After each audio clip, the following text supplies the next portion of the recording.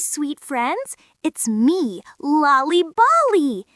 Today felt like any other day, but before I close my eyes, I want to tell you what happened, because something very special found its way to me.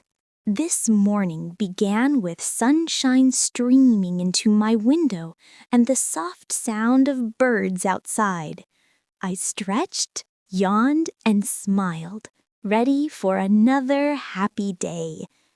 After breakfast, while helping my mom tidy up the kitchen, I noticed something shiny resting on the windowsill.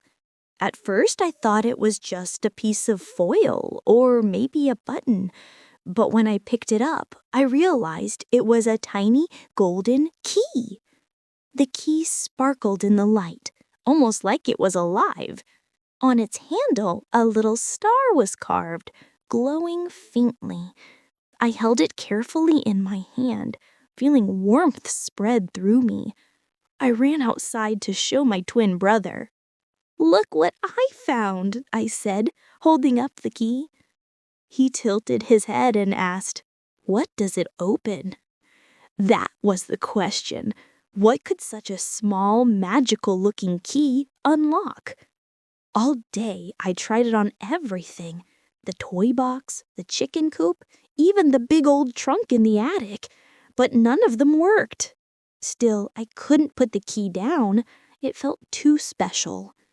That evening, after we tucked the animals into their pens and said goodnight to the farm, I carried the key up to my room. I placed it under my pillow, thinking maybe it would bring me sweet dreams. When the moon rose high, something amazing happened. The little star on the key began to glow brighter and brighter. I pulled it out and suddenly saw a tiny keyhole shining on my bedroom wall. I gasped. "The key belongs to this," I whispered. With my heart racing, I slid the golden key into the glowing keyhole. Slowly, carefully, I turned it. Click. The wall shimmered and turned into a glowing doorway.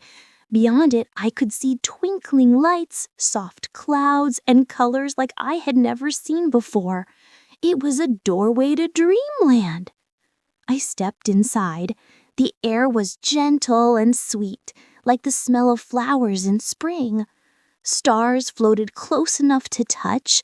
A rainbow river flowed nearby, and on its banks grew trees with sparkling leaves. As I walked further, friendly dream creatures appeared. A bunny with wings hopped over and bowed. A talking butterfly landed on my shoulder and whispered, "Welcome, Lolly Bolly. The dream key has chosen you." "Chosen me?" I asked. "Yes," said the butterfly. "The dream key opens the way to dreamland for kind hearts. You may visit whenever you need wonder, peace, or courage." My eyes widened. "Really? Every time?" The butterfly nodded. "But remember, Lolly Bolly, dreamland is not just for fun. Sometimes dreams carry messages, and sometimes they carry gifts."